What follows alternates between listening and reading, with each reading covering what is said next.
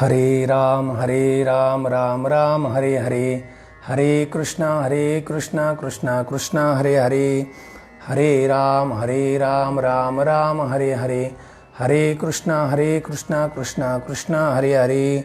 पुंडलीक वरदा हरे विठ्ठल.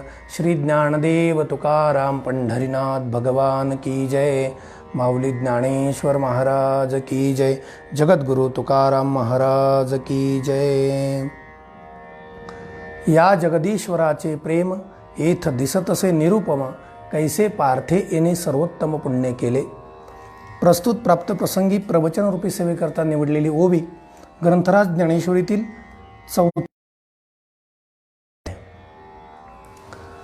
गजाननं भूतगणादिसेवितं कपित्थजम्बुफलचक्षणं कविनाशकं सरस्वती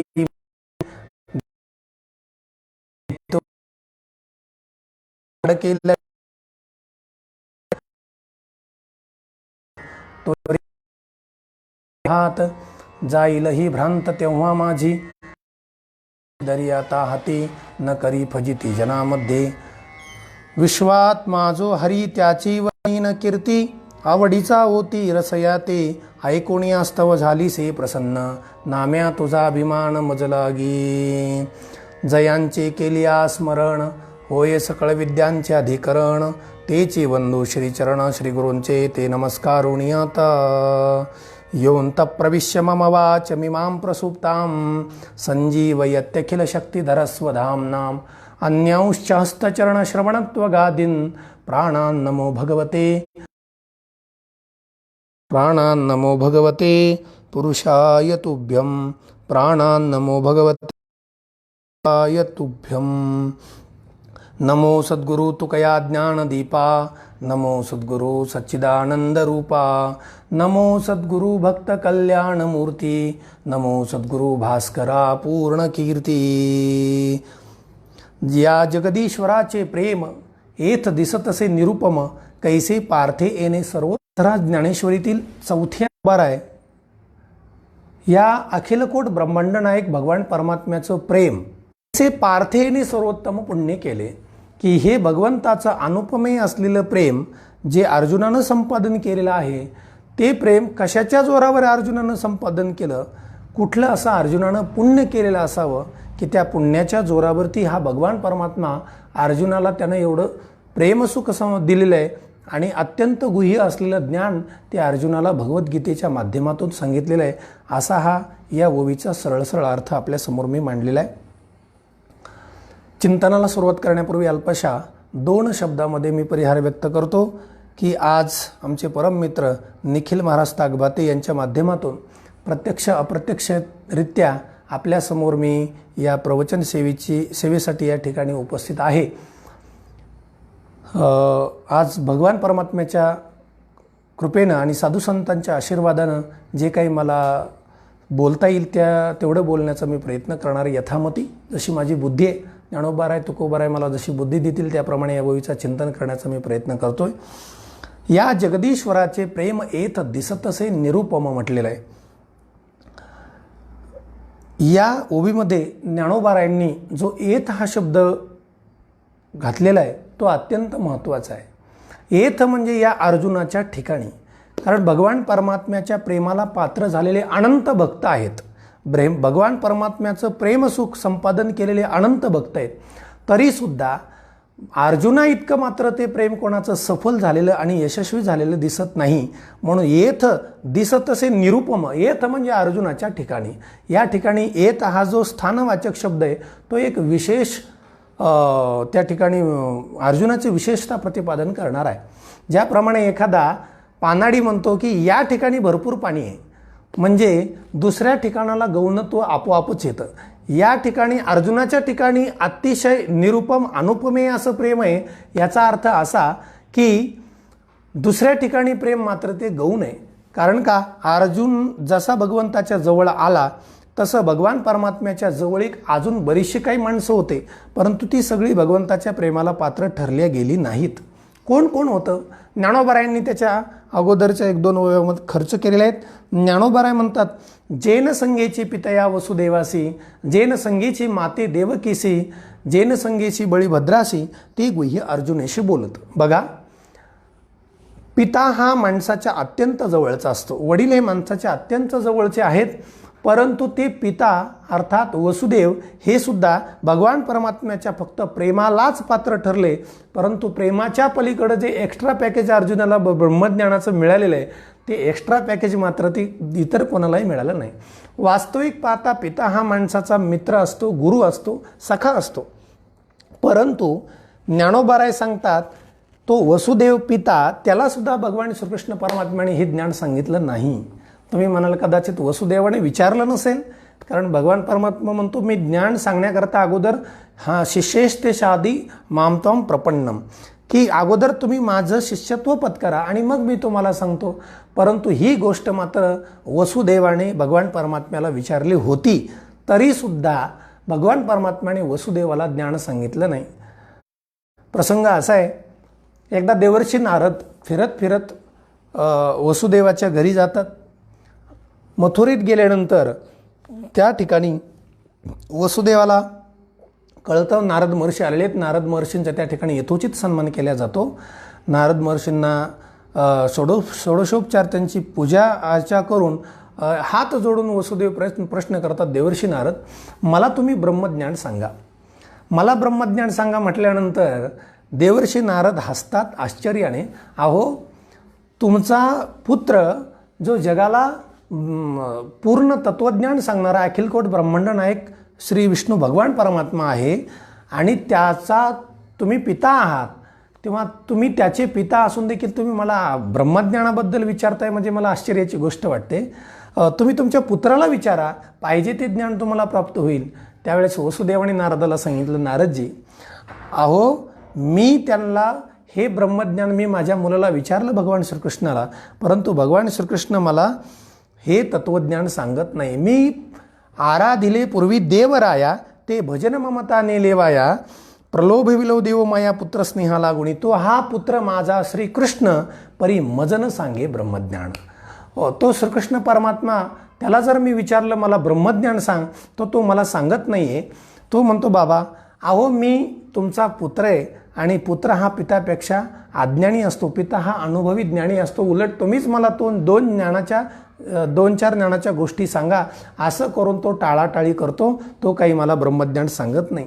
याचा अर्थ असा आहे, भगवान परमात्मा वसुदेवाला ती गोष्ट का सांगत नाहीत, की ते त्या ज्ञानाच्या पात्रतेचे ठरले गेले नाहीत, फक्त प्रेमाला पात्र ठरलेला हा विषय. त्याच्याही पुढे ज्ञानोबाराय म्हणतात, की जेन संगेची माता देवकीसी. तसं जर बघितलं, प्रेमास भगवंताच्या पात्र ठरलेले अनंत भक्त आहेत, परंतु भगवंताच्या प्रेमास पात्र होऊन भगवंताच्या या गुह्यतम अशा ज्ञानाला पात्र ठरलेली व्यक्ती मात्र अर्जुनच आहे. कारण भगवान परमात्म्याने जे अर्जुनाला जी गीता सांगितलेली आहे, ती गीता हे अत्यंत गुह्यातलं गुह्य अशा स्वरूपाचं ज्ञान आहे. अत्यंत गुह्य हे ज्ञान आजपर्यंत भगवान परमात्म्याने कुणालाही सांगितलेलं नाही. कारण हे किती गुह्य आहे. इदम तुते गुह्यतमं प्रवक्ष्याम्यन सूयवे ज्ञानम विज्ञानसहितम यज्ञात्वा मोक्षसे शुभात. भगवान श्रीकृष्ण परमात्म्याने अर्जुनाला 9व्या अध्यायामध्ये सुरुवातीला सांगितलेलं हे जे ज्ञान आहे ते अतिशय गुह्य आहे. गीतेमध्ये अनेक ठिकाणी गुह्य असा शब्द आलेला आहे. 15व्या अध्यायात देखील इति गुह्यतमं शास्त्र मिदमुक्तम मया अनग, हे अनग हे अत्यंत गुह्यात गुह्य असलेलं शास्त्र मी तुला सांगत आहे. अजून सर्व गुह्यतमं शास्त्र शृणुमे परमं वचः, असं अनेक श्लोकामध्ये या गुह्यज्ञानाबद्दल माहिती, गुह्यज्ञान आहे अशी माहिती अर्जुनाला भगवान परमात्म्याने दिलेली आहे. राजविद्या, काही ठिकाणी तर राजविद्या म्हटलेले आहे. राजगुह्यम पवित्रम इदमुत्तमम, इदम राजविद्या, इदम राजगुह्यम पवित्रम अतिउत्तमम, असं असलेलं हे ज्ञान सांगण्याकरता भगवान परमात्म्याला पात्र असं जवळचं जरी असलं तरी ते भगवान परमात्म्याला वाटलं नाही. आणि म्हणून जवळचे जरी असले तरी फक्त प्रेमास पात्र ठरले, ज्ञानास पात्र ठरले नाही. आणि म्हणून जेन संगेची माता देवकीसी, भगवान परमात्म्याने हे ज्ञान माताला देवकीला सुद्धा सांगितलं नाही. जेनसंगेशी बळीभद्राशी ते गुह्य अर्जुनेशी बोलत. जी गोष्ट माणूस आईवडिलांना सांगत नाही ती गोष्ट भावाला आणि इतर कोणाला सांगेल राहिलं, कारण आई वडील हे अत्यंत जवळचे असतात. परंतु ज्ञानोबारायांनी पुढे अजून एक ओवी खर्च घातलेली आहे. कदाचित ज्ञानोबारायांना माहीतच होतं की देवी लक्ष्मी एवढी जवळीक परी तीही न देखे या प्रेमाचे सुख आजी कृष्णस्नेहाचे बिक यातेची आथी. बघा, देवी लक्ष्मी एवढी जवळीक. तसं जर बघितलं तर माणसाच्या आईवडिलापेक्षाही जवळचं कोण असतं तर ते माणसाची पत्नी असते, अर्धांगिनी. ती अत्यंत माणसाच्या सुखदुःखाला अत्यंत जवळची असते, ज्ञानाला पात्र असते ती. तरीसुद्धा भगवान परमात्म्यानं त्या देवी लक्ष्मीला देखील ही गोष्ट सांगितली नाही. ज्यावेळेस समुद्र मंथन झालं आणि समुद्र मंथनामधून जे पहिलं रत्न बाहेर आलं ते म्हणजे लक्ष्मी, भगवती लक्ष्मी बाहेर आली. आणि ती लक्ष्मी हातामध्ये वरमाला धारण केलेली आहे. आणि वरमाला धारण करून जेव्हा ती त्या समुद्र मंथनासाठी उपस्थित असलेल्या सर्व देवदेवता राक्षस आदी मंडळींकडे तिनं आपली दृष्टी फिरवली की यामध्ये जे वीर पुरुष आहेत, देवदेवता आहेत, याच्यापैकी आपल्याला वरण्यास योग्य असा पुरुष कोणता आहे, आपल्याला निवडण्याकरता तिनं फिरवली. भगवान शंकर आदी करून सगळं सूर्य चंद्र इंद्र, पण प्रत्येकामध्ये काही ना काहीतरी दोष तिला जाणवला. भगवान शंकरामध्ये आहेत, उदार आहेत भगवान शंकर, पण राहता स्मशानामध्ये, माझ्या इच्छा पुरवू शकणार नाहीत वगैरे अनंत दोष त्या ठिकाणी दिसले तिला. इंद्र दोष दिसला.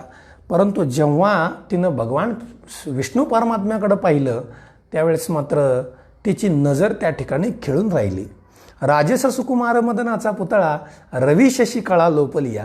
अत्यंत सुंदर असं मोहिनी घालणारं, अरे माझ्या स्त्रीच्या स्वरूपाला सुद्धा लाजवील इतकं नाजूक सुंदर असलेलं भगवान परमात्म्याचं रूप पाहून लक्ष्मी, भगवती लक्ष्मी भगवंताच्या स्वरूपाला भाळली. लक्ष्मी भगवान परमात्म्याकडे निघाली. हे असो महासिद्धीसी परी लक्ष्मी नगणीची जैसी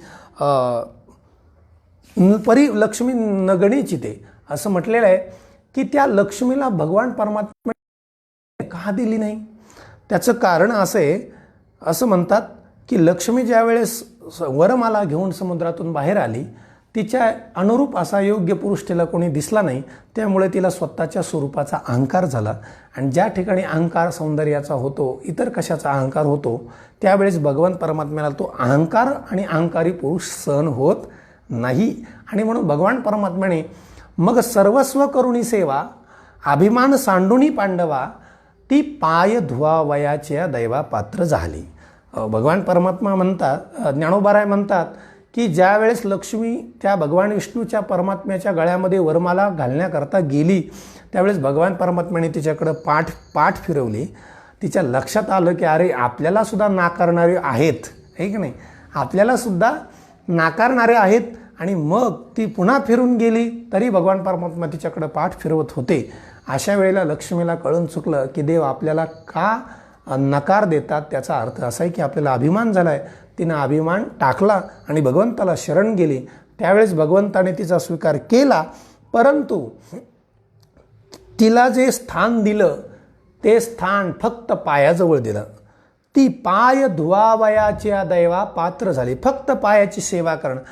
पाय लक्ष्मीच्या हाती तिशी यावे काकुलती, तुकोबराय म्हणतात. त्यामुळं की देवी लक्ष्मी एवढी जवळीक परी तेही न देखे या प्रेमाचे सुख आजी कृष्णस्नेहाचे बिक याथीची आथी. मग देवी अर्धांगिनी असताना देखील तिला जर या प्रेमसुखाची, ती सुद्धा या प्रेमसुखाबरोबर या तत्त्वज्ञानाची, या गुह्यज्ञानाची पात्र ठरल्या गेली नाही. परंतु अर्जुन हा त्या प्रेमाला आणि ज्ञानाला पात्र ठरला. मग येत दिसत कैसे पार्थेने सर्वोत्तम पुण्य केले. असं सर्वोत्कृष्ट पुण्य अर्जुनानं कोणतं केलेलं आहे की ज्याच्या जोरावर भगवान परमात्म्याने प्रेमासह त्याला गुह्यज्ञान देण्याचा अधिकार त्याच्या ठिकाणी दाखवलेला आहे. पुढे एक ओवी, तेवढी ओवी बघू आणि पुढच्या थोडशा चिंतनाला आपण बघूया. येत सनकादिकाची आशा वाढीनाल्या होत्या की बहुवसा परी त्याही येणे माने यशा येतेच ना. असं म्हणतात भगवंताच्या अत्यंत जवळचे भक्त कोण असतील तर ते सनकादिक आहेत, जे आजही 5 वर्षाचेच आहेत. ब्रह्मदेवाने त्यांना ज्यावेळेस निर्माण केलं, ब्रह्मदेवाची मानससृष्टीमध्ये त्यांची निर्मिती झाली. ब्रह्मदेवाने सांगितले की तुम्ही आता सृष्टी निर्मिती करता प्रयत्न करा. सनकादिकांनी सांगितलं पिताश्री त्या फंद्यात आम्हाला पडायचं नाही, आम्ही आपलं भगवत चिंतन करणार. ते सरळ निघाले बद्रिकाश्रमामध्ये भगवान परमात्म्याचं चिंतन करत राहिले आणि भगवंताच्या इतक्या जवळचे बनले की बस भगवान परमात्म्याच्या तेवढ्या जवळचं कोणीच नाही आहे. आणि म्हणून तर तुकोबारायांनी सुद्धा त्या सनकादिकांकडे विनंती केलेली आहे, तुम्ही सनकादिक संत म्हणविता कृपावंत, एवढा करा उपकार सांगा देवा नमस्कार.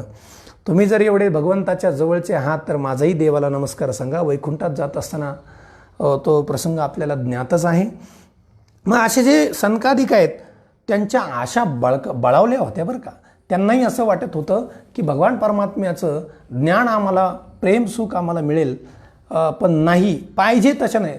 तसं भगवंताने सनकादिकाला पूर्ण डावललेलं नाही. एक प्रसंग असा आहे, जेव्हा सनकादिक हे आपल्या पित्याकडे गेले ब्रह्मदेवाकडे आणि प्रश्न केला की हे ब्रह्मदेवा पिताश्री, आपल्या चित्तामध्ये जे अनंत वर्षापासून विषयाचे संस्कार हे जडलेले आहेत, त्या विषयाची आणि त्या संस्काराची ताटातूट कधी होईल, त्याच्याकरता काय उपाय, याच्याबद्दल आम्हाला काही ज्ञान, याच्याबद्दल उपाय सांगा. ब्रह्मदेव हुशार होते, परंतु अखंड सृष्टी उत्पत्तीचं कार्य करत असल्यामुळं त्यांची बुद्धी जड झाली होती, कर्मजड झालेली बुद्धी होती, त्यांना काही ज्ञान सांगता आलं नाही. त्यावेळेस ब्रह्मदेवाने भगवान विष्णूचा धावा केला आणि भगवान विष्णूने हंसाचं रूप घेतलं आणि सत्यलोकामध्ये ब्रह्मदेवाकडे गेले आणि जे सनकादिकांनी प्रश्न विचारले होते त्या सनकादिकाच्या प्रश्नाचं उत्तर हंसाच्या रूपात असलेल्या भगवान विष्णू परमात्म्याने 4 श्लोकामध्ये दिलेलं आहे आणि मुळामध्ये तेच चतुश्लोकी भागवत म्हणून प्रसिद्ध आहे. नंतर त्या 4 श्लोकाचं भागवत पुढे 18,000 श्लोकामध्ये झालेलं आहे. त्याचा फार विस्तार झाला. मला सांगायचं तात्पर्य एवढंच आहे की 4 श्लोक कुठे आणि अर्जुनाला सांगितलेले 700 श्लोक कुठे. अरे फक्त त्यांच्या त्या प्रश्नाचं उत्तर देण्याकरता भगवान परमात्म्याला 4 श्लोक सांगितले, परंतु या गीतेमध्ये अर्जुनाने असे कित्येक प्रश्न विचारलेले आहेत आणि त्या प्रत्येक प्रश्नाचं भगवान परमात्म्याने उत्तर दिलेले आहे अर्जुनाला. एवढंच काय तर काही स्वतःहून प्रश्न निर्माण केले भगवंताने आणि त्याचं उत्तर देखील अर्जुनाला दिलेलं आहे. म्हणजे या भगवंताचं अर्जुनावरती असलेलं असं विशेष प्रेम आहे. म्हणून तर ज्ञानोबाराय म्हणतात, एत दिसतसे निरुपम, कैसे पार्थे येणे सर्वोत्तम पुण्य केले. ह्या भगवान परमात्म्याचं या ठिकाणी असं विशेष असं प्रेम आहे. त्याच्यामुळं ते विशेष असं प्रेम आत्तापर्यंत भगवान परमात्म्याने कोणावरही केलेलं नाही, ते अर्जुनावरती केलेलं आहे. तसं जर बघितलं तर भगवान परमात्म्याच्या जवळ तसे अनेक जण येऊन गेले आत्तापर्यंत प्रेमास. कारण भगवान ज्या ज्या वेळी अवतार घेतात त्यावेळी पूर्वनियोजन असतं की या अवतारामध्ये आपले भक्त मंडळी सगळे सखे सोयरे आपल्यासोबत असावेत. तसे सगळी मंडळी सोबत असताना देखील त्यापैकी ज्ञानोबाराय तर असं म्हणतात की जे देऊन जन्मले पांडव हे जेव्हा पांडव जन्माला आले त्यावेळी सगळे बाकीचे जवळ भगवान परमात्म्याचे जवळचे जेवढे होते ते सगळे दूर झाले आणि पांडव भगवान परमात्म्याच्या जवळचे झाले. त्या 5 पांडवातही 5 पांडव जवळचे नाही झाले, त्याच्यातही तयाही 5 आतू अर्जुना. बस त्या 5 पैकी सुद्धा अर्जुन अतिशय जवळचा झाला भगवान परमात्म्याला. किती जवळचा झाला, आता काय त्या अर्जुनाबद्दल सांगायचं महाराज. अर्जुनाचं प्रेम आणि भगवंताचं प्रेम हे सांगण्याच्या अगोदर एक छोटीशी शंका अशी निर्माण होते की भगवान परमात्मा हा त्याचं ब्रीद आहे की भगवान परमात्मा या सृष्टीतल्या प्राणी मात्रावरती सगळ्यावरती सारखं प्रेम करतो. कारण देव गीतेमध्ये म्हणतो, समोहम सर्वभूतेषु न मे द्वेषोऽसि न प्रिया, ए भजन्ति तु मां भक्त्या मयि ते तेषु चाप्यहम. मी या पृथ्वी तलावरच्या सर्व जीव प्राणी मात्रांवरती सारखंच प्रेम करतो. जो मला ज्याप्रमाणे भजतो मीही त्याला त्याच्याप्रमाणे तशी वागणूक देतो, असं भगवान परमात्म्याने म्हटलेलं आहे. परंतु इथे तर आपल्याला असं दिसून येतं की भगवान परमात्मा भक्तांवरती जास्त प्रेम करतो आणि दुष्टांना मात्र दूर लोटतो. आणि त्यांचा संहार करतो. मग शंका अशी येते की भगवान परमात्म्याच्या ठिकाणी दोन दोष दिसून येतात, एक वैषम्य आणि दुसरा नैर्गुण्य. वैषम्य म्हणजे विषमता दिसून येते, भेदभाव दिसून येतो भगवान परमात्म्याच्या ठिकाणी, आणि दुष्टाचा संहार करतो, हा नैर्गुण्य दोष निर्माण होतो. असं आपल्या बुद्धीला दिसून येतं, परंतु तो दोष नाही आहे, तो आपल्या बुद्धीला वाटणारा दोष आहे, पण तो भगवंताचा नाही. ज्याप्रमाणे आई दोन मुलं असतात, एक खोडकर मुलगा असतो आणि दुसरा गुणी मुलगा असतो. खोडकर मुलाला आई रागवते, त्याच्यावर राग करते, आणि जो गुणी मुलगा असतो त्याचं कौतुक करते, त्याला जवळ घेते, त्याला खाऊ देते. परंतु जरी एकावर रागवलं आणि दुसऱ्यावर प्रेम केलं म्हणजे काय आईला दोन वेगवेगळे आहेत तसं नाही. आईचा रागवण्याचा भाव वेगळा आहे, आईचा रागवण्यातला भाव आणि प्रेमाचा भाव हा आईच्या ठिकाणी दोन्ही पुत्राच्या ठिकाणी समान आहे. याच्यामध्ये आईला भेदभाव नाही आहे. त्याच्या व्रात्यपणामुळे आई त्याच्यावर रागवते आणि ह्याच्या गुणामुळे आई त्याच्यावर प्रेम करते. वास्तविक आईचं दोन्हीही मुलावर प्रेम सारखंच असतं बरं का. तसं भगवान परमात्म्याचं तुम्हा सर्वांवरती प्रेम अगदी सारखं आहे. भगवान परमात्म्याचं प्रेम हे कसं आहे तुम्हाला अगदी सांगू का. भगवान परमात्म्याचं प्रेम दोन स्वरूपाचं आहे. एक नैमित्तिक प्रेम आहे आणि भगवान परमात्म्याचं दुसरं स्वाभाविक प्रेम आहे. स्वाभाविक प्रेम म्हणजे काय तर भगवान परमात्मा सर्वसामान्यपणे सर्वांवरती सारखंच प्रेम करतो, हे भगवान परमात्म्याचं स्वाभाविक प्रेम आहे. हो बघा, जसा पाऊस हा सगळीकडे सारखा पडतो, पाऊस मेघ विचार करत नाही, इथं हागंदारी, इथं शेत आहे, इथं आमकं, इथे तमकं आहे, पाऊस सगळीकडे सारखा ठिकाणी पडतो. परंतु काही ठिकाणी जिथं जिथं बीज आहे त्या ठिकाणी धान्य निर्माण होतं आणि काही ठिकाणी काहीच निर्माण होत नाही. मग पाऊस जर सगळ्या ठिकाणी सारखा पडतो तर काही ठिकाणी सुंदर असे वृक्ष निर्माण का होतात. त्याचं कारण आहे की पाऊस सारखा जरी पडत असला तर ज्या ठिकाणी बीज आहे त्या ठिकाणीच ते धान निर्माण होणार. तसं भगवान परमात्म्याचं प्रेम मात्र सर्वत्र सारखं आहे, मात्र ज्याचा अंतःकरण अतिशय निष्कलंक सुसंस्कृत आणि परिष्कृत असं अंतःकरण आहे, अशा अंतःकरणातच भगवान परमात्म्याचं प्रेम खेचून घेतल्या जाणार. ज्या अंतःकरणामध्ये निष्कलंक नाही, शुद्ध नाही, मलिन असं अंतःकरण आहे, अशा मलिन अंतःकरणामध्ये भगवान परमात्म्याचं प्रेम संपादन केल्या जाणार नाही आहे. बघा, दिवा आहे, एक दिवा भक्क असा प्रकाश देतो आणि दुसरा असा मंद प्रकाश देतोय थोडा थोडा. काय कारण आहे. जो भक्क दिवा असतो, जो पूर्ण वात जळत असते, तो दिवा तेल अतिशय वेगाने शोषून घेत असतो, खेचत असतो तेलाला. तेल म्हणजे प्रेम आहे. पण दुसरा जो मंद दिवा आहे, तो मंद दिवा तेलही खेचत नाही. का खेचत नाही, प्रकाशही जास्त देत नाही. का देत नाही तर त्या दिव्यावर काजळी आलेली आहे. काय आलेली आहे, काजळी आलेली आहे. त्याप्रमाणे ज्याचं अंतःकरण अतिशय शुद्ध आहे, परिष्कृत आहे, अतिशय सुसंस्कृत आहे, असं जे अंतःकरण ते भगवंताचं प्रेम असं ओढून घेतं, भगवान परमात्म्याला खेचतं. आणि ज्याचं अंतःकरण मात्र मलिन आहे, ते मलिन अंतःकरण भगवान परमात्म्याचं प्रेम घेत नाही.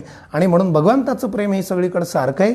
भगवान परमात्म्याची प्रतिज्ञाचं ये यथा माम प्रपद्यन्ते तांस्तदैव भजाम्यहम, किंवा मामेव प्रपद्यन्ते, म्हणजे जे मला शरण येतील किंवा जे ज्या पद्धतीने मला बसतील त्यांचा मी त्या पद्धतीने त्यांनाही मी त्या पद्धतीने भजतो, असं भगवान परमात्म्याने या ठिकाणी अतिशय सुंदर भक्ताच्या बाबतीमध्ये बोललेलं आहे. कारण विषय असा आहे की अर्जुनानं देवाला आपलंसं करून भगवान परमात्म्याचं प्रेम संपादन केलं. परंतु जर अर्जुनाच्या जीवनाचा आपण विचार केला तर अर्जुनाच्या या जन्मामध्ये तरी अर्जुनानं पाहिजे अशी भगवंताची सेवा केलेली आपल्याला दिसून येत नाही. भगवान परमात्म्याची सेवा केलेली फारशी दिसून येत नाही. तरीसुद्धा भगवान परमात्मा अर्जुनावरती एवढं काय प्रेम करतात, का करतात प्रेम, काय त्यांच्यामध्ये अर्जुनामध्ये असं काय अर्जुनानं केलं आहे की ज्याच्या जोरावर अर्जुनानं भगवंताला आकर्षित करून घेतलं, त्या प्रेमासही पात्र ठरला आणि भगवान परमात्म्याच्या त्या गुह्य ज्ञानाला सुद्धा पात्र ठरला.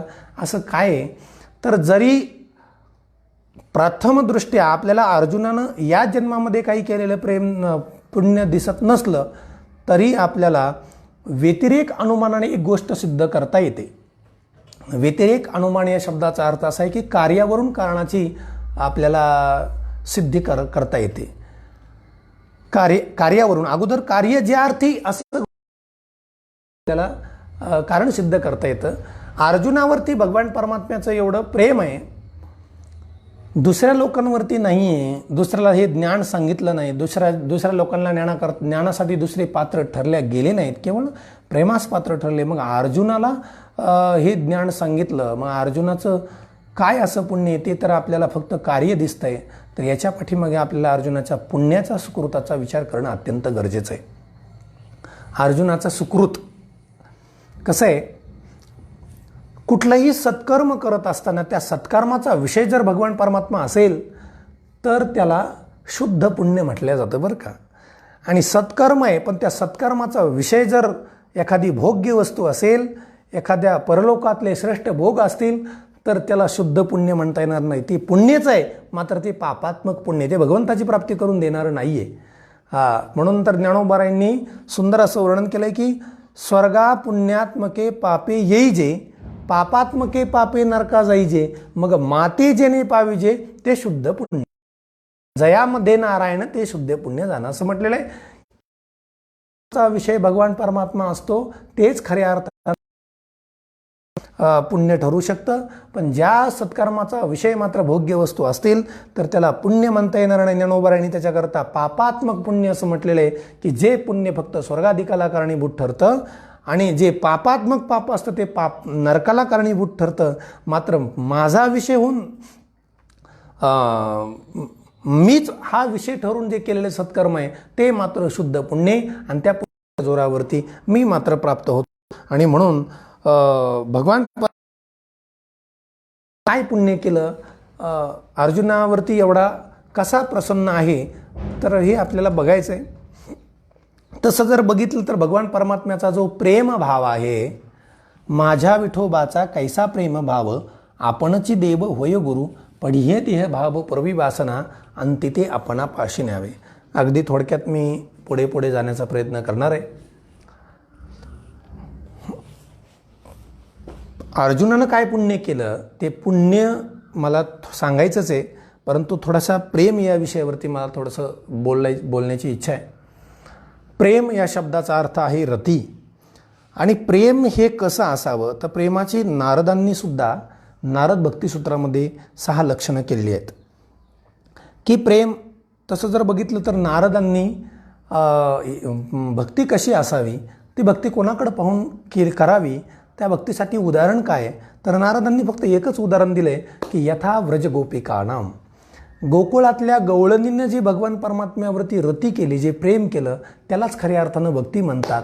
आणि त्याच खऱ्या प्रेम सुखाच्या भगवान परमात्म्याच्या पात्र ठरलेले आहेत, आणि त्यालाच प्रेम असं म्हणतो, अन्यथा दुसरं प्रेम नाही. म्हणजे इथं उदाहरण दिलेलं आहे ते फक्त कुणाचं, ते उदाहरण फक्त गोपिकांचं दिलं आहे. आणि ती गोष्ट खरी आहे. गोपिका भगवान परमात्म्याच्या प्रेमाला पात्र झाल्या बरं का. त्या गोपिकाच्या तुलनेमध्ये प्रेमास पात्र कोणीही झालेलं नाही, कोणीही पात्र झालं नाही, नुसतं प्रेम आहे. परंतु विशेष गोष्ट अशी की गोपिकांना भगवान परमात्म्यानं प्रेम दिलं, पण अर्जुनाला प्रेमासह एक्स्ट्रा पॅकेज दिलं, ते म्हणजे गुह्य ज्ञान दिलं. गोपिकांना गुह्य ज्ञान नाही दिलं. भगवान परमात्म्याने प्रेम दिलं आणि त्या प्रेमामध्ये वाटेल ते त्यांच्याकरता समर्पण करून दिलं. परंतु जे ज्ञान प्रेमासह अर्जुनाला दिलं ते ज्ञान मात्र गोपिकांना दिलं नाही. भागवतामध्ये सुंदर वर्णन आहे. गोपिका भगवान परमात्म्यावरती किती प्रेम करत होत्या. शरद पौर्णिमा आहे आणि त्या शरद पौर्णिमेच्या दिवशी भगवान परमात्मा इच्छा झाली की आज आपण गोपिकांसोबत रासक्रीडा करावी, म्हणून भगवान परमात्मा यमुनेच्या तीरावरती एका झाडावरती जाऊन बासरी वाजवतात. त्या बासरीचा संकेत, तो ध्वनी गोपिकांच्या कानावर ऐकायला गेला. पण त्या गोपिका काही कर्मपर, उपासनापर, ज्ञानपर होत्या. स्वतंत्र परतंत्र आणि स्वतंत्र परतंत्र असल्यामुळं इच्छा झाली भगवंताकडं रासक्रीडा करायला जाण्याची, रासलीला. परंतु ज्या ज्ञानपर श्रुती होत्या स्वतंत्र त्या गेल्या. त्यांना कोणाला विचारण्याची गरज नव्हती, त्या स्वतंत्र होत्या. ज्या उपासनापर होत्या त्याही गेल्या, पण ज्या कर्मपर श्रुती होत्या गवळणी, त्यांना मात्र सुना या स्वरूपात असलेल्या त्यांना सासूची आज्ञा परवानगी घेतल्याशिवाय जाता येत नव्हतं. जाण्याची तर फार इच्छा आहे. भगवान परमात्म्याचा वेणू वाजला आणि सगळ्यांनी हातातलं कामं टाकली, कोणी आज्ञा घेतली, कोणी नाही घेतली आणि तशाच भगवान परमात्म्याच्या भेटीकरता निघाल्या. यमुनेच्या तीरावरती गेल्यानंतर देव कशाला आल्या इथं? बघा, ज्या भगवान परमात्म्याला गोपीशिवाय करमत नाही तोच भगवान परमात्मा आता विचारतोय तोंडावरती तोंड पाडून की गोपिकाला काही बोलता नाही आलं, बिचाऱ्या नाराज झाल्या. पुन्हा भगवान परमात्म्याने त्यांचं सांत्वन केलं. भगवान परमात्म्याने त्या गोपिकांसोबत खूप वेळ रासलीला केली आणि रासलीला करत असताना भगवान परमात्मा स्वतः त्यांच्यामध्ये नाचू लागले. तो आनंद घेत असताना काही गोपींना त्याच्यामध्ये अहंकार झाला की जो जपी तपी कर्मठ संन्यासी या लोकांना हा भगवान परमात्मा प्राप्त होत नाही. वर्षानुवर्ष हजारो वर्ष तपश्चर्या करून ज्यांना देव मिळाला नाही, तो देव आम्ही म्हणतो तिथं उभा राहतो, आम्ही म्हटलं की बसतो, आमच्यासोबत चालतो, अधिकार आहे असा अहंकार गोपिकांना झाला. आणि अहंकार झाल्यावर देव थांबत नाही, देव त्याच ठिकाणी गुप्त झाले. मात्र एका गोपिकेला घेऊन देव पुढे गेले. ती गोपिका म्हणजे राधा आहे, तिचं नाव घेतलं नाही, परंतु भागवतामध्ये एक जाता जाता संकेत असा केलेला आहे की सा वधू रन्वतप्यत, ती वधू म्हटलेलं आहे. ती कोण आहे? किशोरी जी राधा, तिचं नाव भक्ती आहे. असं जे अनमोल रत्न एकदम शब्दरूपी कपाटामध्ये असं बंदिस्त करून ठेवलेलं, त्याला फारसं उघडं केलं नाही शुकाचार्यांनी. आणि म्हणून ती राधा अर्थात भक्तीला घेऊन भगवान परमात्मा पुढे गेले. पुढे गेल्यानंतर त्या राधेलाही अहंकार झाला, देवाने तिलाही त्याच ठिकाणी सोडलं, आणखी पुढे गेले. आता राधा एकटी पडली, काय करावं तिलाही कळत नव्हतं. राधा अर्थात भक्ती. आणि मग ती भक्ती आणि त्या गवळणी भगवान परमात्म्याचा विलाप करू लागल्या. कर्म ज्ञानपर आणि उपासनापर ह्या गवळणी आणि भक्ती असलेली ही राधा भगवान परमात्म्याचा विलाप करत होत्या. आणि शेवटी भेटी लागी एवढी तळमळ त्यांची झाली भगवान परमात्म्याविषयी, देवालाही शेवटी राहवलं नाही आणि भगवान परमात्मा निघाले. त्या गोपिकांची शेवटची अवस्था भागवतामध्ये वर्णन केलेली आहे की ज्यावेळेस संपूर्ण तीरावरती डोहाशे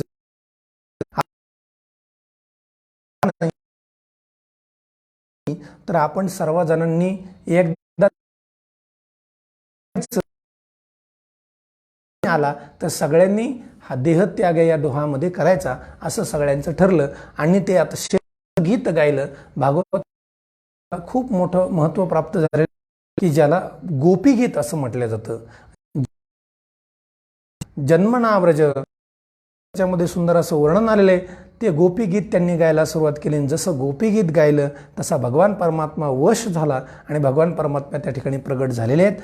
आणि संपूर्ण भगवान परमात्म्याने त्या गोपिकांचा उद्धार केला त्या रासलीलेच्या माध्यमातून. आणि त्या गोपिका रासलीला झाल्यानंतर त्या देवाला म्हणतात, देवा आता आम्हाला जर घरी जायचं, आम्ही काही सासूची परवानगी घेऊन आलेलो नाही, आता जर आम्ही घरी जायचं तर आमच्या घरचे आम्हाला स्वीकार करतील का? आमच्या घरचे म्हणतील कुठे गेली होती, इकडे तिकडे भगवान परमात्मा सोडून तू दुसरीकडे कुठे गेली, घरात येणार नाही, घरात घेणार नाही. तेव्हा भगवान श्रीकृष्णानं सांगितलं, तुम्ही काही काळजी करू नका गोपिकांनो, तुम्ही काही काळजी करू नका, तुमची डुप्लिकेट कॉपी तुमच्या घरी आहे. काय म्हणतात देव?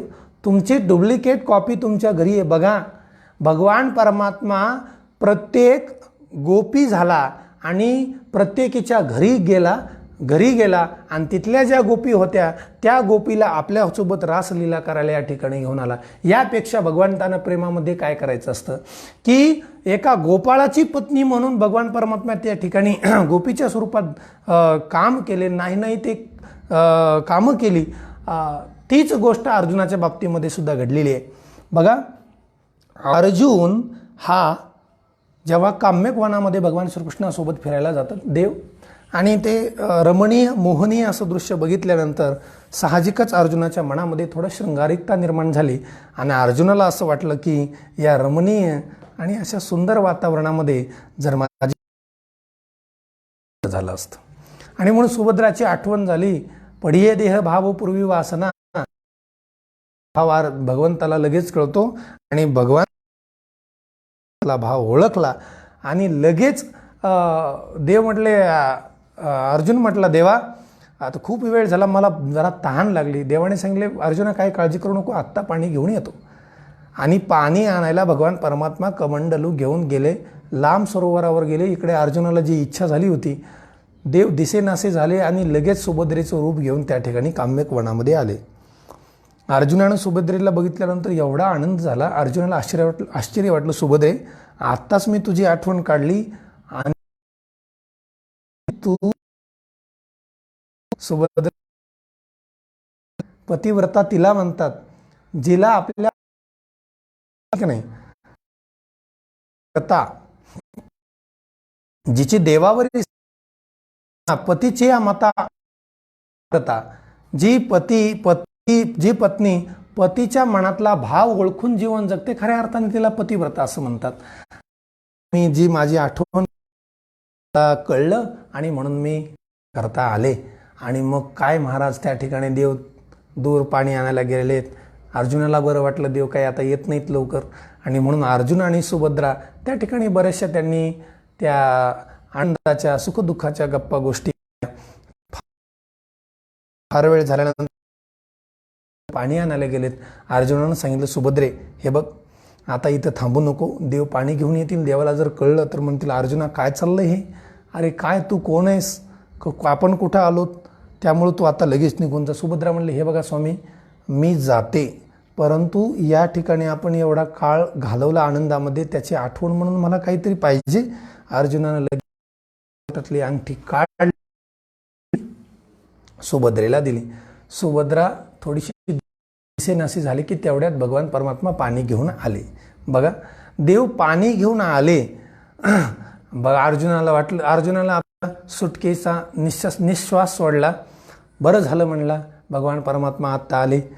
अर्जुनाला काय माहिती ती सुभद्रा कोण होती. आणि अर्जुन पाणी वगैरे प्याला. देव म्हणले, आता बराच वेळ झाला, चला वाटतं अर्जुना. भगवान परमात्म्यानं रथ झुंपला, घोडे हातामध्ये घोड्यांचा कासरा घेतला, लगाम घेतला. अर्जुन पाठीमागे बसलेला आहे आणि भगवान श्रीकृष्ण परमात्मा रथ हाकायला लागले. पण रथ हाकत असताना अर्जुनानं जाता जाता अर्जुनाला इशारा केला, काय की जी अर्जुनाची अंगठी होती, जी सुभद्रेला दिलेली, ती देवाच्या उजव्या हाताच्या बोटामध्ये दिसू लागली. हो, त्या घोड्याला हाकत असताना तो हात वरती केला की तो हात त्या अर्जुनाच्या नजरेसमोर जायचा आणि त्या दृष्टीस ती अंगठी पडायची. मग तो अर्जुनाला असं वाटलं, अरे ही तर अंगठी माझी आणि मी ही अंगठी सुभद्रेला दिली होती, मग ही भगवंताच्या हातात आली कशी. अर्जुनाची घालमेल झाली. अर्जुन चंचल झाला, काय करावं अर्जुनाला कळे ना. कधी हस्तिनापूरमध्ये जातो, कधी सुभद्रेची भेट घेतो, कधी मी तिला विचारतो. एकदाचा रथ हस्तिनापुरामध्ये गेला, अर्जुनानं रथातून उडी टाकली आणि पळतच सुभद्रेच्या महालात गेला. सुभद्रे, मी दिलेली अंगठी कुठे, मी दिलेली अंगठी कुठे. सुभद्रा म्हणली, कोणती अंगठी.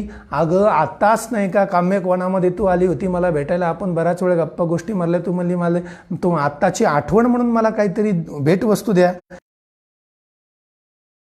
ती सुभद्रा म्हणली, अहो तुमचं डोकं बिकं फिरलं का काय, मी अजून आज दिवसभर घरच सोडलं नाही, मी कुठं गेले नाही, कोणता काम्यक वन मला माहीत नाही, तुम्ही मला काहीच दिलं नाही आणि तुम्ही मला खुशाला म्हणताय माझी अंगठी दे, दाखव. त्यावेळेस अर्जुनाच्या लक्षात आलं की अरे ही जी अंगठी आहे देवाच्या हातामध्ये माझीच आहे. आणि मग ती देवाच्या हातात कशी गेली, तर ती जी तू भेटायला आलेली जी सुभद्रा नव्हती, भेटायला आलेला तो भगवान श्रीकृष्ण परमात्मा होता. याचा अर्थ आपल्याला तात्पर्य लक्षात आलं असेल की भगवान परमात्म्याचं अरे एवढंच प्रेम नाही तर ज्ञानोबारायांनी तर असं वर्णन केलेलं आहे की भगवान परमात्म्यासोबत कुस्ती खेळत होत, झोंबी लोंबी करायचे.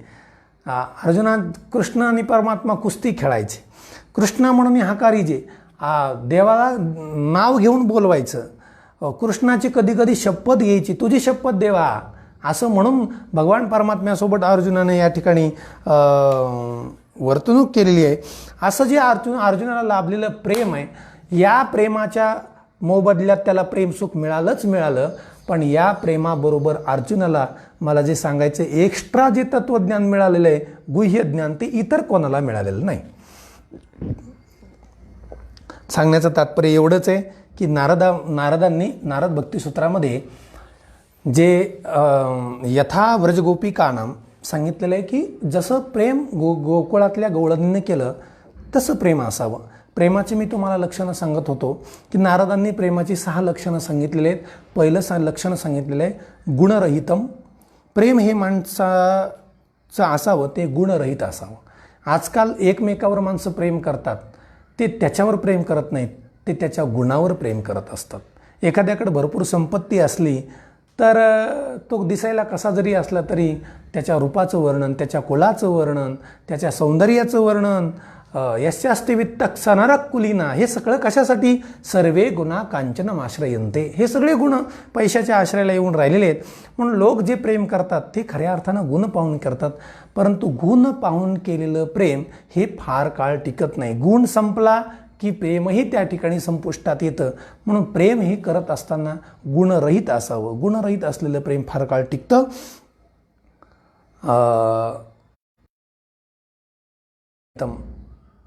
एक प्रेमाबद्दल गोष्ट सांगतो. भर्तृहरी राजा याच्या नगरीमध्ये एक ब्राह्मण राहत होता आणि तो ब्राह्मण म्हटल्यानंतर दरिद्रीच. घराची रोजची प्रपंचाची त्याची काही ना काही पत्नी वैताग, मीठ नाही, आमकं नाही, तमकं नाही, रोजच्या ह्या प्रपंचाला कंटाळून उपजीविका भागल असं काहीतरी पर्याप्त धन मिळावं याकरता तो ब्राह्मण वनात गेला. तपश्चर्या केली. भगवान परमात्मा संतुष्ट झाले. वरंब्रूही सांगितलं. ब्राह्मण म्हटला, हे देवता तुम्हाला काय द्यायचे ते तुमच्या स्वेच्छेने द्या. त्या देवतांनी एक फळ दिलं. काय दिलं? फळ दिलं. सांगितलं ब्राह्मणा, हे फळ खाल्ल्यानंतर माणूस अजरामर होईल. त्या ब्राह्मणाने ते फळ घेतलं, घरी आला. पत्नीला सांगितलं, हे बघ मी फळ आणलं तपश्चर्या करून. पत्नी म्हणली, अहो तुम्हाला काही कळतंय का? आधीच आपल्या घरी रोजच्या खाण्यापिण्याची पंचायत आहे आणि हे फळ खाऊन जर आपण अजरामर झालो तर असंच दारिद्र्य उपभोगायचं? काय करायचं? हे फळ काय फायद्याचं आहे? कशाला तुम्ही तपश्चर्या व्यर्थ घालवली? मग बायकोने, ब्राह्मण आणि त्याच्या पत्नीने थोडासा डोकं चालवलं. ते म्हटले, हे जरी आपल्या कामाला आलं नाही तरी आपण ज्या नगरीत राजा भर्तृहरी अत्यंत सुशील आहे, धर्मात्मा आहे, प्रजेचं रक्षण करणार आहे, असा राजा परत आपल्याला मिळणार नाही. असा राजा याला जर आपण हे फळ दिलं तर हा राजा अजरामर होईल आणि अशीच प्रजा सुखानं नांदेल आणि या फळाच्या मोबदल्यामध्ये आपल्याला राजा धन देईल आणि त्या धनावर आपला उदरनिर्वाह नक्कीच भागल. वा, युक्ती पटली. दुसऱ्या दिवशी पहाटे लवकर उठून फळ घेऊन राज दरबारामध्ये हजर झाला. राजासमोर ते फळ ठेवलं. त्या फळाबद्दल आणि राजालाही आनंद झाला. काय प्रजेचं माझ्यावर प्रेम आहे. राजाने त्या फळाच्या मोबदल्यामध्ये त्याला पर्याप्त.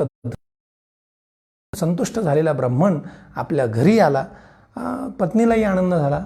मात्र इकडे काय झालं ऐका.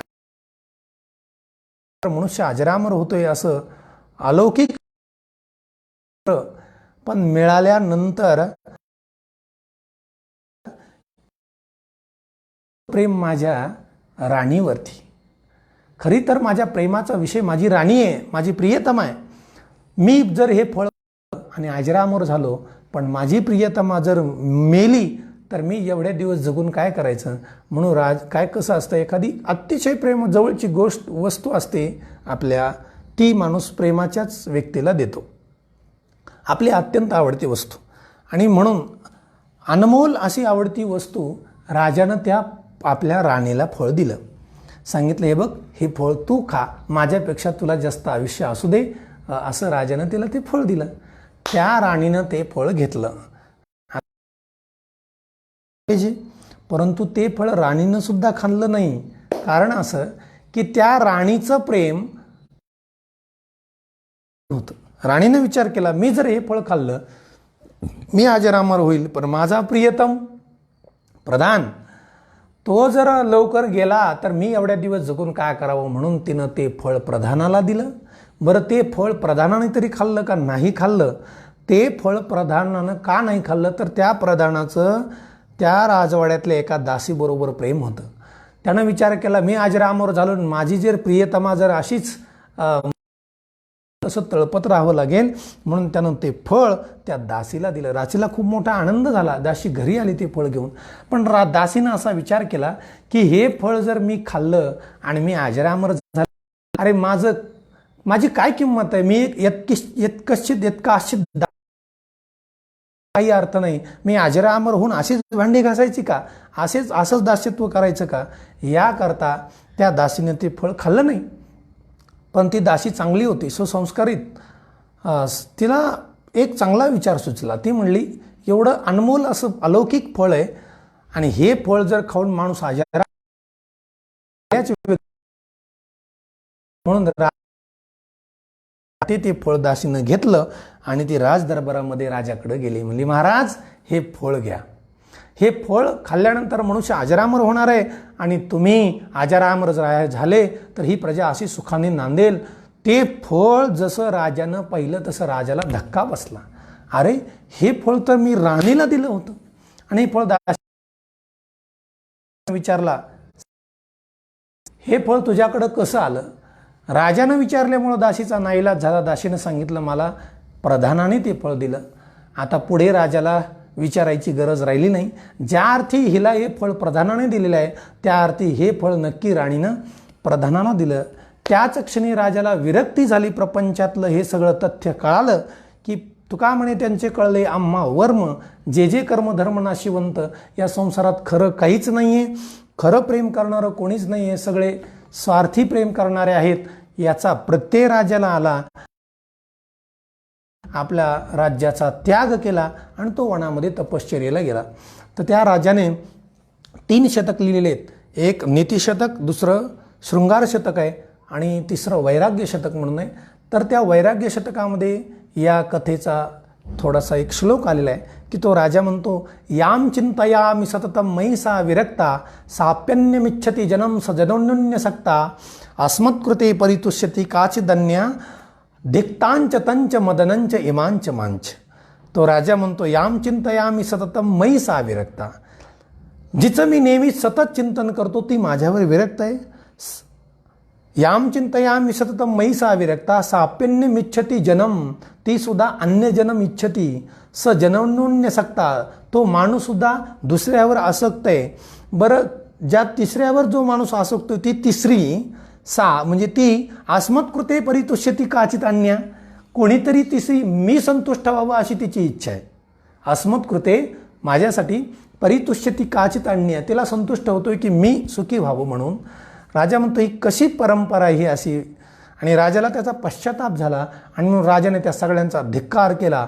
दिक्तांच त्या स्त्री, त्या राणीचा, दिक्तंच म्हणजे त्या प्रधानाचा, दिक्तांच तंच मदनंच, या सगळ्यांना फिरवणारा जो मदन कामदेव, त्या मदनाचा धिक्कार केला. इमांच, राजा म्हणतो ह्या सगळ्यांचा, आणि त्याच्यामध्ये मांच म्हणजे माझा सुद्धा धिक्कार असो की याच्यामध्ये मी सुद्धा सामील आहे. म्हणून दिक्तांच तंच मदनंच इमांच मांच, राजा म्हणला ह्या सगळ्यांसह माझा सुद्धा धिक्कार आहे. त्याच क्षणी राज्याचा परित्याग केला आणि तो वनामध्ये तपश्चर्येला गेला. मोठा मुनी झाला भर्तृहरी म्हणून. तात्पर्य असं आहे की आजकाल माणसं प्रेम करतात, त्या प्रेमातला असा भाव आहे, अजून थोडी सूक्ष्मता अशी, प्रेम आणि काम हे 2 शब्द निरनिराळेत.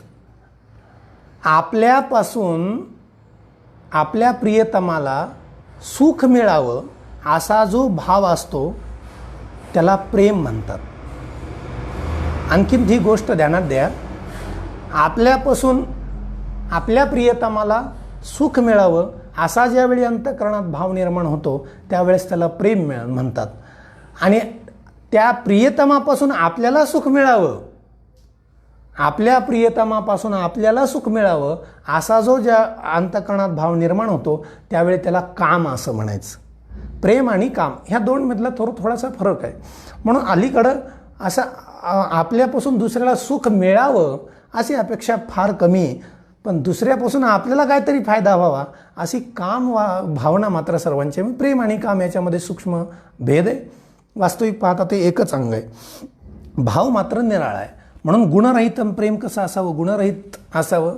आजकाल लोक गुण बघून प्रेम करतात. एखादा सुंदर वादक असला, हात चांगला चालला, पळायला लागला, वाह काय वादक आहे त्याच्यावर प्रेम करतात लोक, त्याला भरपूर कमेंट्स त्याचे, परंतु तोच कालांतराने थकला, भागला, हात बंद पडला, नाही लोक त्याच्यावर प्रेम करत.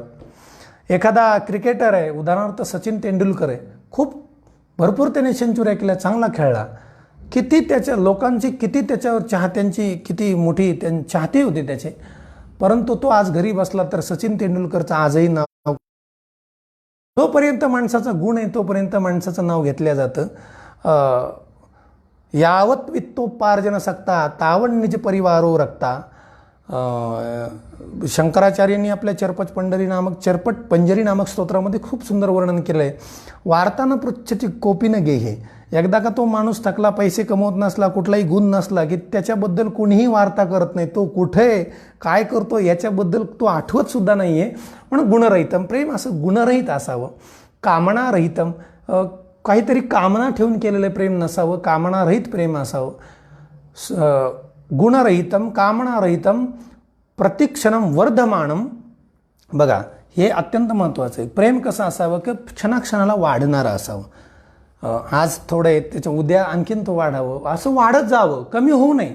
परंतु संसारातला आणि प्रपंचातला आपल्याला अनुभव असा येतो की आपण ज्यांच्यावर प्रेम केलं ते कालांतराने वाढत जात नाही, पण हळूहळू कमी कमी होतं आणि एक दिवस ते प्रेम आणि त्याची ओळखही बुजून जाते. बरोबर आहे. फार कशाला, आपण सगळे प्रापंचिक आहात, आपल्या सर्वांचा विवाह झालेला आहे. बघा तुम्ही सुरुवातीला एखाद्या गृहस्थाचं लग्न झालं, एखाद्या व्यक्तीचं, की त्या पती पत्नीचं आपसामध्ये किती प्रेम असतं. लग्न झाल्यानंतर दोघं कुठेतरी मोटरसायकलवर फिरायला जातात, सिंहगडला चौपाटीला कुठेतरी फिरायला जातात. तिथं फिरायला गेल्यानंतर एक वडापाव घेतात, हे का नाही, आणि वडापाव घेतल्यानंतर एकच वडापाव, एक घास यानं खायचा, दुसरा घास तिनं खायचा, एक घास यानं खायचा, दुसरा घास, असं करत करत एक वडापाव दोघांमध्ये संपवतात. एक चहा घेतात, एकच चहा, एक कप यानं प्यायचा, दुसरा कप त्यानं प्यायचा, एक घोट यानं प्यायचा, दुसरा घोट त्यानं प्यायचा, असं करत करत एक कप चहा संपून टाकायचा. म्हणजे एवढं दोघांमध्ये प्रेम आहे लग्न झाल्यानंतर. पण मला सांगा, हीच जोडी कालांतराने म्हातारी झाली, एकदम म्हातारी झाली. आता असं जे प्रेम होतं दोघांचं, तर ते आता प्रेम तसंच टिकून राहिलेलं आहे का? मग महाराज किती कमी झालं सांगू का? अहो आमचे महाराज सांगायचे, गुरुजी, की आता वडा, पण आता वडा एका कोपऱ्यात बसलेला असतो आणि पाव दुसऱ्या कोपऱ्यात बसलेला असतो. त्या वडापावची भेट होत नाही, त्या कप्पाची आणि त्या बशीची महिना भेट होत नाही. जो चहा, एक कप चहा दोघं जण संपत होते. म्हणजे संसारातलं प्रेम हे हळूहळू हळूहळू कमी होत जातं. म्हणून प्रेम हे कमी होणारं नसावं, प्रतिक्षणम वर्धमानम असावं. जसं पौर्णिमेकडे जाणारा चंद्र कलेकलेने वाढत जातो, तसं प्रेम हे वाढत वाढत जाणारं असावं. प्रतिक्षणम वर्धमानम अविच्छिन्नम. प्रेम हे तुटणारं नसावं. कसं होतं, कधी कधी प्रेम करत असताना काहीतरी अघटित घटना घडते आणि दुर्दैवी घटनेमधून प्रियतम आपल्यापासून कायमचा नष्ट होतो आणि ते केलेलं प्रेम त्या ठिकाणी संपून जातं. म्हणून प्रेम अविच्छिन्नम सूक्ष्मतमम. प्रेमाची भाषा अतिशय सूक्ष्म आहे, अनुभवरूप आहे. हे 6 लक्षणं अतिशय महत्त्वाचे सांगितलेले आहेत, अतिशय महत्त्वाचे सांगितलेले आहेत. म्हणून नारद महर्षी म्हणतात, देवर्षी नारद म्हणतात की प्रेमाची लक्षणं ही या 6 लक्षणांना प्रेम. आता महत्त्वाचा मुद्दा मला या ठिकाणी बोलून माझी सेवा संपन्न करतो की प्रेम हे अत्यंत महत्त्वाचा हा घटक आहे. आणि हे प्रेम सर्वसामान्यपणे माणसाला असं वाटतं की एखाद्या मोठ्या माणसाचं प्रेम संपादन करण्याची जास्तांना बऱ्याच लोकांना अपेक्षा असते. सामान्य माणसाचं प्रेम संपादन करावं यापेक्षा एखाद्या राजाचं प्रेम संपादन करावं हे सगळ्यांना खूप मोठं कौतुकास्पद आणि अभिमानाची गोष्ट असते. जर एखाद्या राजाचं, पंतप्रधानाचं प्रेम संपादन करण्याची सगळ्याची इच्छा असते, म्हणजे मोठ्या माणसाचं आपल्यावर प्रेम असावं. इथं तर अखिल कोट ब्रह्मांड नायक विष्णू भगवान परमात्म्याचं प्रेम संपादन केलं आहे. मग ते अर्जुन का सामान्य आहे का? मग त्या अर्जुनानं प्रेम तर संपादन केलंच केलं, पण त्या प्रेमासह भगवान परमात्म्याने अर्जुनाला एक्स्ट्रा पॅकेज दिलेलं आहे, ते म्हणजे ते ज्ञान देखील अर्जुनाला दिलं. आणि म्हणून भगवान परमात्म्याच्या प्रेमास पात्र ठरलेला आणि ज्ञानास पात्र ठरलेला फक्त आणि फक्त अर्जुन आहे. तर कोणतं असं पुण्य केलं, याच्यात आणखी एक थोडासा मुद्दा सांगतो. तर अर्जुन हा सर्वसामान्य माणूस नाही आहे, सर्वसामान्य व्यक्ती नाही. तर अर्जुन आणि भगवान परमात्मा हे नरनारायणाचा अवतार आहेत. अर्जुनसुद्धा ही एक देवता आहे आणि नारायण हे दोघं पूर्वीचे सख्य आहेत. यांची जोडी कधीही आमची जोडी ताटातूट होऊ नये अशी त्या नराने नारायणाला केलेली प्रार्थना आहे. आणि ते अनंत जन्माचं पुण्य आज अर्जुनाचं या ठिकाणी व्यतिरेक अनुमानाने सिद्ध होतं आहे. म्हणजे अर्जुनाने ते अनेक जन्मात केलेले पुण्य आता या ठिकाणी ते फळाला आलेलं आहे. म्हणून ज्ञानोबाराय म्हणतात, या जगदीश्वराचे प्रेम येथ दिसत असे निरुपम, कैसे पार्थे येणे सर्वोत्तम पुण्य केले. तेच प्रेम भगवंताचं आपण सर्वांनी संपादन करावं.